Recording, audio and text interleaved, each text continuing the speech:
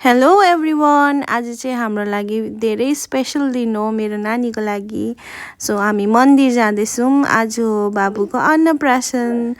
Body हुनुहुन्छ मेरो बाबु, माई हस्बेन्ड, अनि म भिडियो गर्दैछु। अनि हाम्रो गुरुजी हुनुहुन्छ, मेरो जेठानी दिदी अनि आमा। सो हामी जाँदैछौँ मन्दिर। हाम्रो चलौनीको माथि नै छ मन्दिर। त्यहाँ हनुमानजी पनि हुनुहुन्छ, गणेशजी, साई बाबाको मन्दिर पनि छ हैन। सबै मन्दिर, सबै भगवान हुनुहुन्छ। बिहानै मैले बाबुको लागि खिर बनाइदिएको थिएँ विदाउट सुगर। सुगरको जग्गा डेट्स हालेँ र काउ मिल्कको जग्गा मैले फर्मुला मिल्क हालेँ।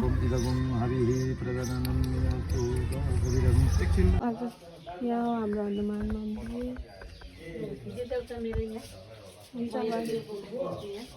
हनुमानजी। यहाँ हाम्रो साई बाबाको मन्दिर।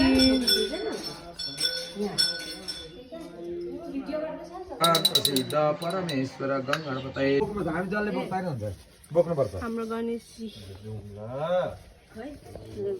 ओम नैवेद्यं क्रियतां देव भक्तिमेव तलङ्कुय देव सविता पुरन्तु मादेव जना पुरन्तु मनसा धिया अजायत तस्मै नमो देव पुनन्तु। लु अब यहाँ हातमा लिइराख्नु, मैले मन्त्र पढाएको लु टक्क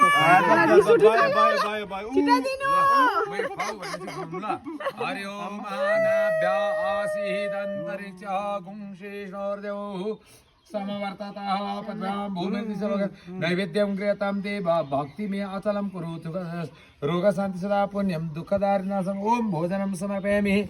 ध्यानि जे अलिअलि गरेर 3 खेप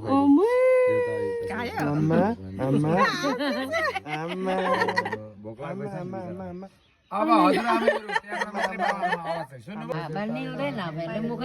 यसमा पानी हो त, पानीले बनाएको दुध हो। अलिकति चम्ची मात्रै दलिदिन्छु। सबैले मुख जुठो लगाइदिउँ, त्यहाँबाट नानीलाई टिका लगाउँ।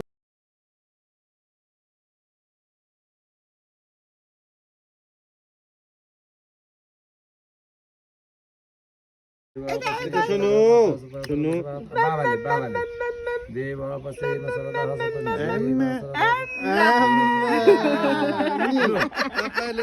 चन्दनको टीका यहाँ हातमा दिइरहेको छु, उता जानु सबैले लगाइदिउँ।